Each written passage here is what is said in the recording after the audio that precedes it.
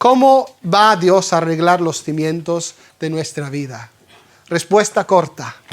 ¿Sabéis que a veces en los exámenes hay respuesta corta y respuesta larga?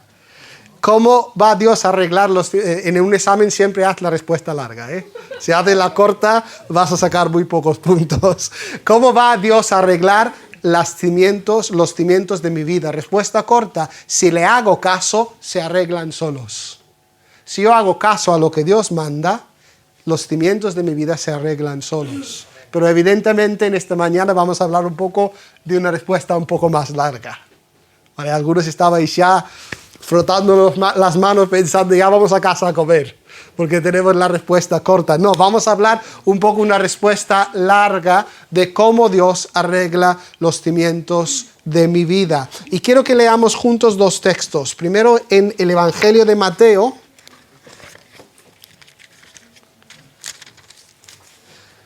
capítulo 22.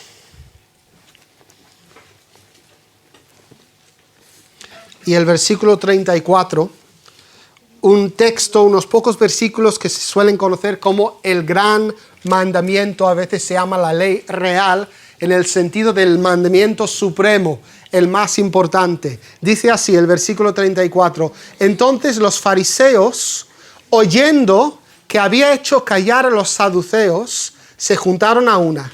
Y uno de ellos, intérprete de la ley, preguntó por tentarle, diciendo, Maestro, ¿cuál es el gran mandamiento en la ley? Jesús le dijo, amarás al Señor tu Dios con todo tu corazón, con toda tu alma y con toda tu mente. Este es el primer y grande mandamiento. Y el segundo es semejante, amarás a tu prójimo como a ti mismo. De estos dos mandamientos depende toda la ley y los profetas.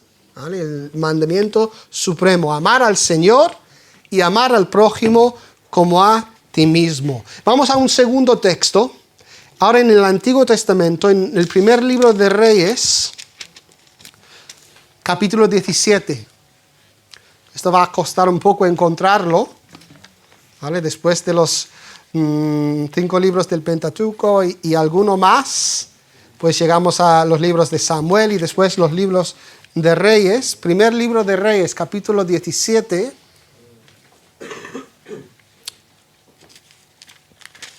Y vamos a empezar a leer. Estamos aquí en la vida de Elías, uno de los grandes profetas. Y vamos a leer un pequeño episodio que yo creo que nos va a sonar bastante. El versículo 8. Vino luego a Elías palabra de Jehová diciendo. Hay que entender que estaban en un momento de una gran hambruna.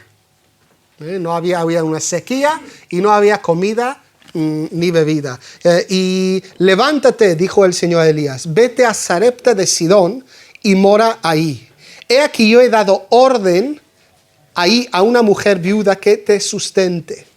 Entonces él se levantó y se fue a Sarepta. Y cuando llegó a la puerta de la ciudad, he aquí una mujer viuda que estaba ahí recogiendo leña. Y él la llamó y le dijo, te ruego que me traigas un poco de agua en un vaso para que beba. Y yendo ella para traérsela, él la volvió a llamar y le dijo, te ruego que me traigas también un bocado de pan en tu mano.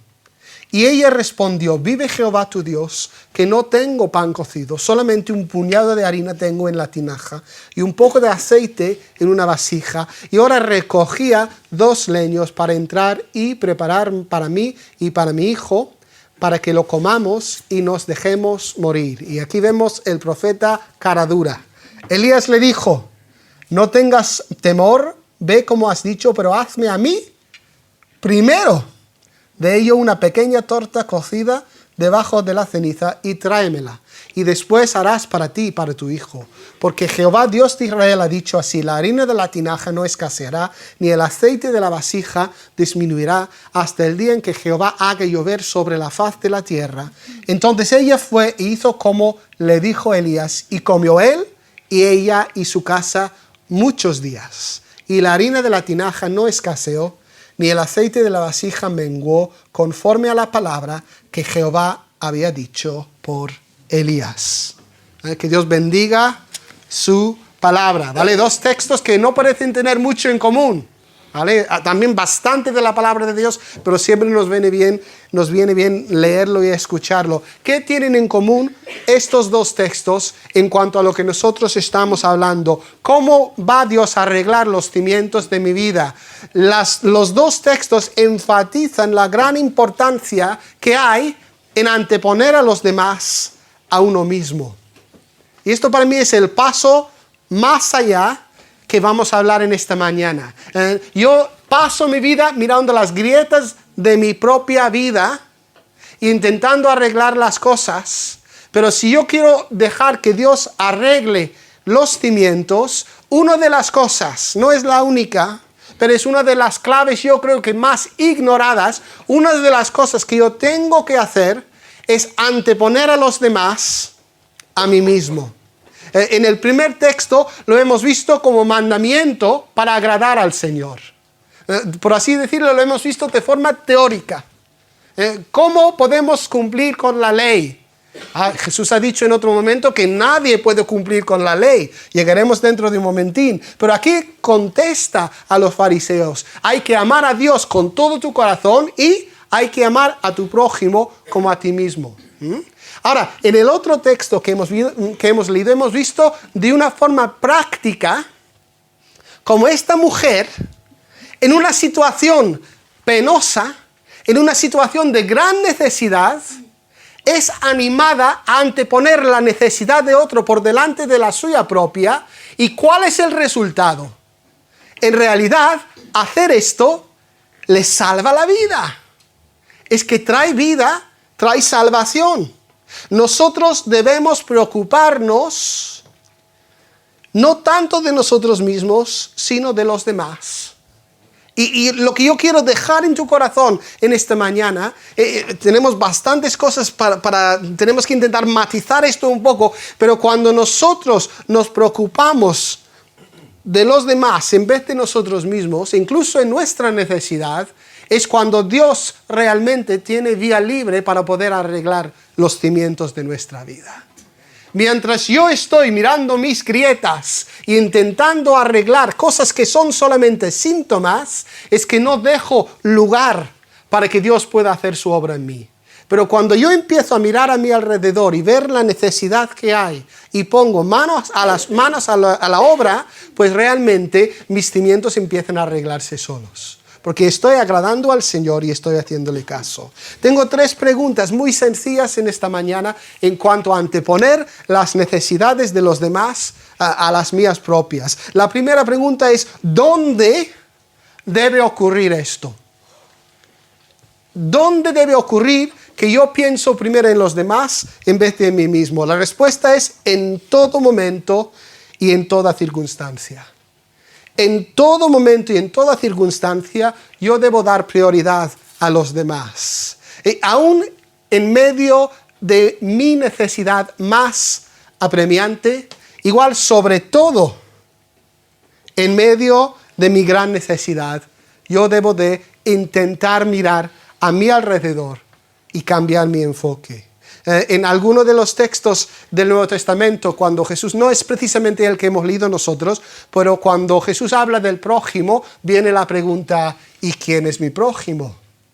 ¿Y quién es mi prójimo? Y de esa pregunta nos regala el Señor el gran relato del buen samaritano. Con esa gran lección que muchas veces el que menos pienses es tu prójimo. Realmente nosotros se nos da muy bien pensar en nuestro círculo. Y eso es normal y natural. Es decir, no hay condenación en hacer eso. Es normal. La misma palabra de Dios dice en el Nuevo Testamento, no os canséis de hacer el bien, y mayoritariamente a la familia de la fe. Pero hace falta también mirar un poco más allá de nuestro círculo. Y hace falta darnos cuenta que el Señor nos ha puesto donde estamos para que podamos ser de bendición al que menos pensemos. ¿Os acordáis ese texto?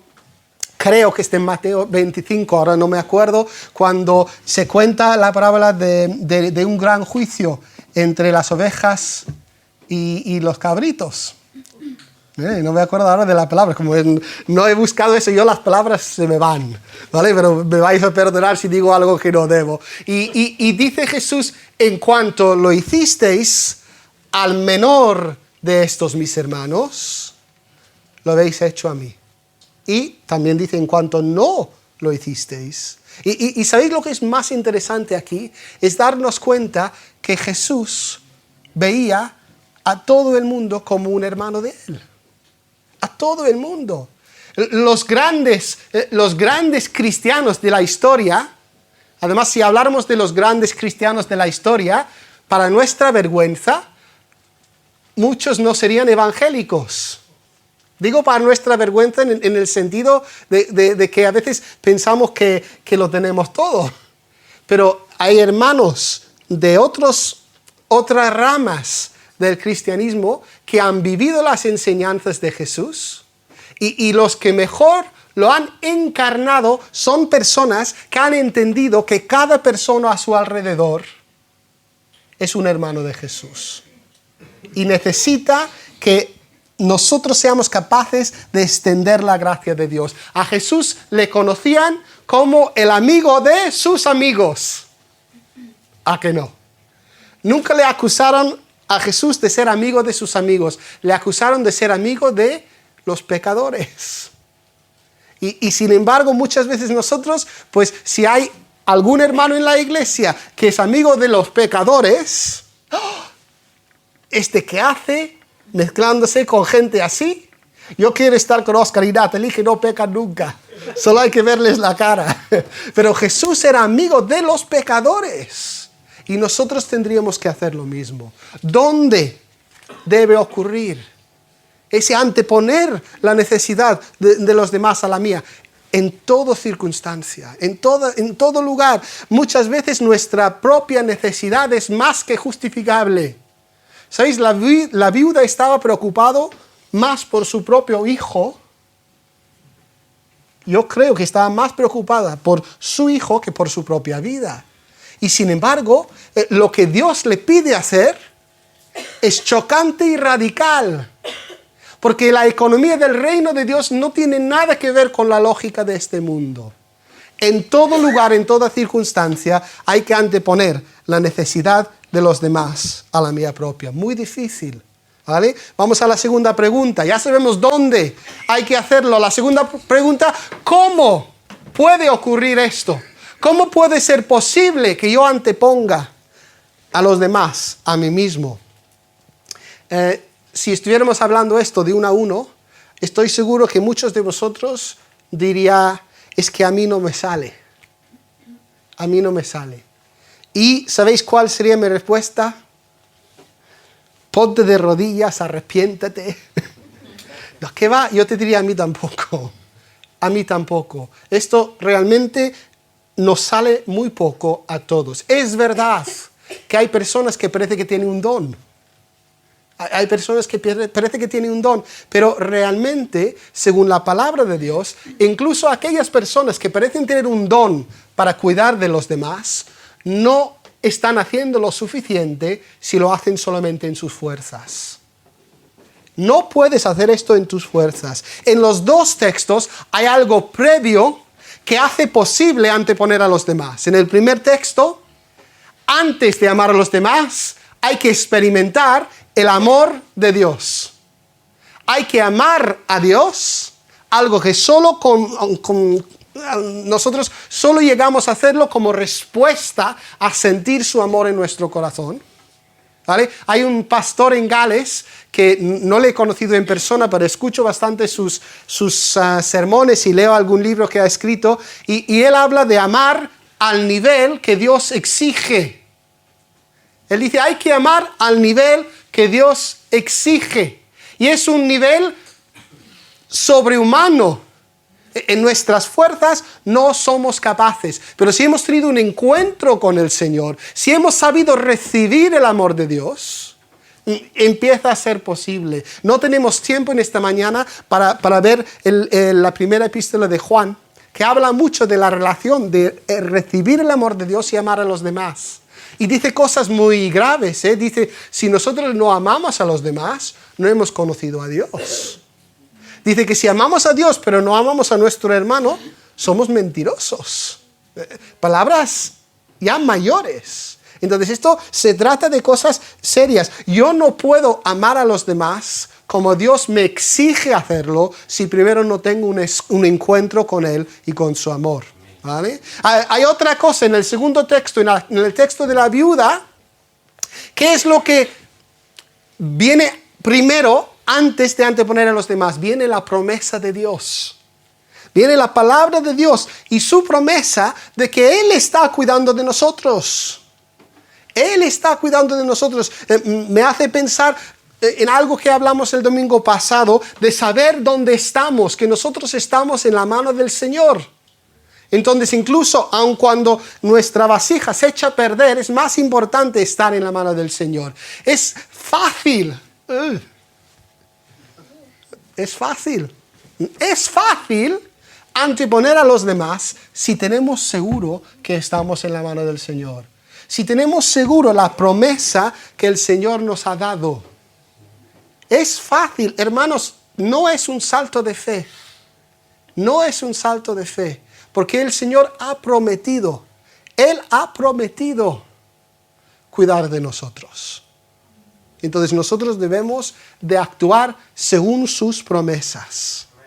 No podrás nunca amar como Dios te exige amar si no tengas primero un encuentro con Él y si no sabes recibir el amor que Él te ha dado por gracia y si no crees lo que Él ha prometido. Hay que creer lo que Dios nos ha prometido. La última cosa. Hemos hablado de dónde, en todo momento, en toda circunstancia, cómo, a través de nuestro encuentro con Él y fiándonos de su palabra. La última pregunta para esta mañana. ¿Qué pasa cuando esto ocurre?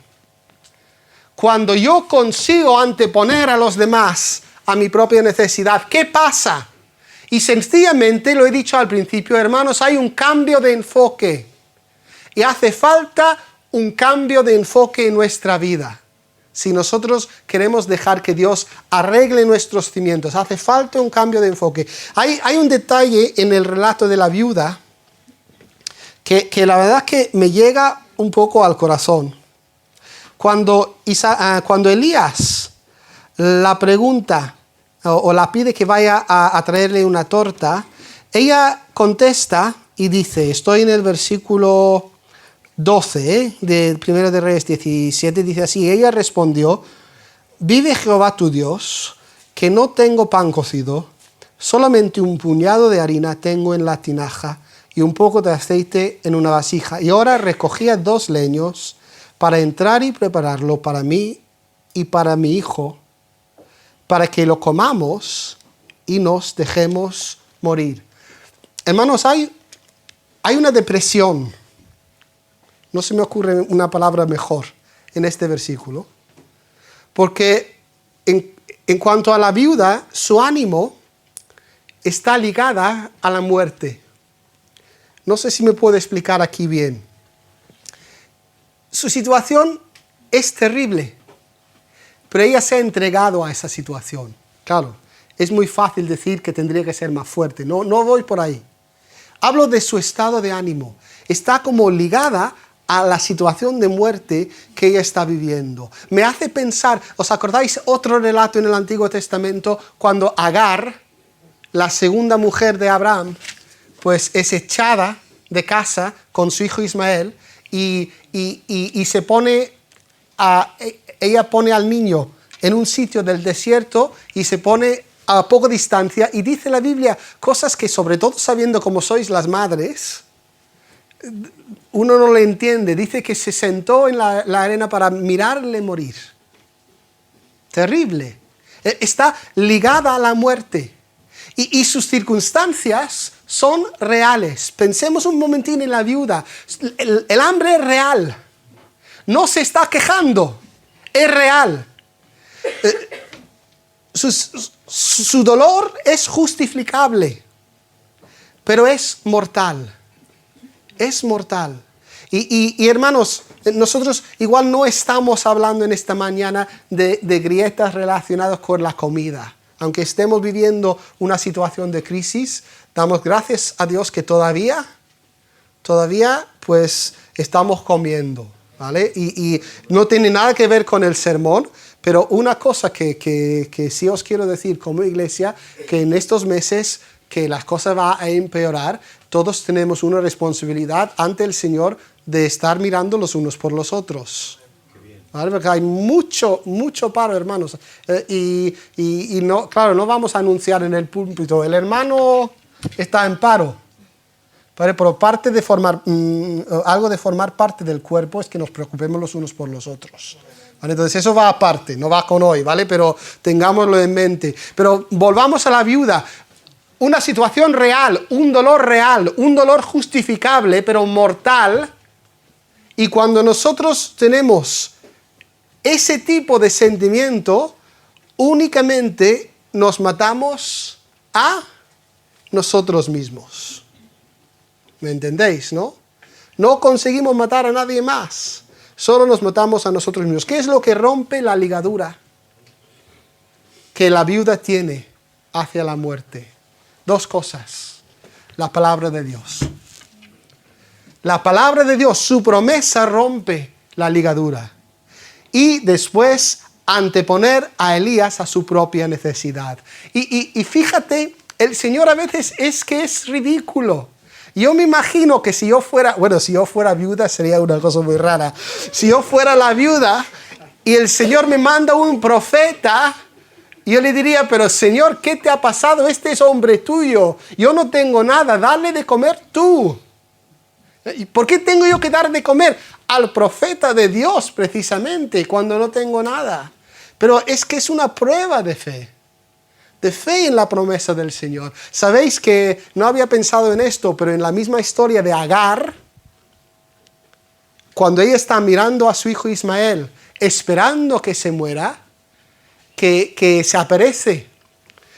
Ahora mismo no me acuerdo, pero ella recibe palabra de Dios. Y le dice, ¿no te acuerdas, Agar, que yo ya te he prometido que este hijo vivirá? Ella ya había recibido la palabra, pero en medio de sus circunstancias la tenía apartada. Y la palabra que Dios ha dado es suficiente. Es suficiente, pero hay que creerlo. Y hay que tomar este paso de más y anteponer la necesidad de los demás a mi propia necesidad. Cuando yo me fijo en los demás, en vez de en mí mismo, ocurren dos cosas. Me quito de en medio y Dios puede obrar. Tengo aquí delante a Rubén. Y Rubén es carpintero. Imagínate que yo le pido a Rubén que venga a mi casa y me arregle la cocina. Y él, que sabe y entiende, pues mientras él va trabajando yo me meto entre medio, le quito las herramientas. ¿No? Y yo le digo, Rubén, yo quiero una cocina así, pero después tengo que confiar que el que sabe y no meterme en medio y darle espacio para trabajar. Muchas veces no le estamos dando espacio al Señor para hacer su obra en nuestra vida, porque nosotros estamos metidos en medio. El Señor dice, mía es la venganza. Tenemos que dejar las cosas en sus manos y quitarnos en medio para que Él pueda obrar. Y la segunda cosa que ocurre cuando yo antepongo a los demás es que se abre un lugar de gracia para que pueda haber un milagro. Es que esto es increíble. Cuando yo pienso en los demás, yo abro un hueco para la gracia de Dios. Y ahí es donde puede ocurrir un milagro. Hermanos, pensando otra vez en la familia, en formar parte de una familia, la familia que es la Iglesia Nueva Vida de Santander, ¿no? Que somos miembros, dice la Biblia, los unos de los otros. Si yo veo una necesidad en la vida, una necesidad económica, en la vida de unos hermanos, y yo, en medio de mi propia escasez, decido ofrendar, estoy creando un espacio para que Dios pueda hacer dos milagros. Porque no solamente va a proveer para ellos, sino que ahora también tiene que proveer para mí. Y eso no es tentar a Dios, no es obedecerle. Es obedecerle. Es creer que lo que Él ha prometido va a ser así. Y tenemos que empezar a funcionar en ese nivel. Cuando nosotros adelantamos a los demás, cuando anteponemos a los demás a nosotros mismos, grandes cosas pueden pasar porque estamos creando un espacio donde Dios puede obrar de forma milagrosa. Puede parecer que estoy entrando en una pequeña contradicción. Estoy diciendo no intentes arreglar tus grietas y a la vez te estoy diciendo pon parches en las grietas de los demás. Y es que es así. No te preocupes por tus grietas, pero fíjate en las grietas de los demás y pon parches. De la misma forma que si tú arreglas tus grietas vuelven a salir, si yo solamente arreglo las grietas que veo en tu vida, volverán a salir. Pero es que resulta que a través de arreglar las grietas, yo también te estoy apuntando a aquel que realmente puede arreglar tus cimientos. Y nosotros que somos creyentes, pues tenemos que saber ya a dónde acudir para que se nos arregle los cimientos. Pero es que hay mucha gente a nuestro alrededor que no conocen todavía. Y si les decimos, oye, te voy a llevar a un sitio donde te van a arreglar los cimientos, no van a enterarse de nada. Pero si les ayudamos con una grieta, se abre una puerta. Si les ayudamos con un parche, pues realmente hace posible que ellos tomen un paso hacia el Señor. Repasamos. La respuesta era un poco larga, ¿eh? ¿Cómo va a arreglar Dios los cimientos de tu vida? Yo tengo que obedecerle y se arreglarán solos. Ahora, una de las cosas más importantes, hay otras cosas, pero una de las claves más ignoradas es que no tengo que pasarme la vida ensimismado. Tengo que quitarme de en medio y dejar que Dios tenga lugar para obrar.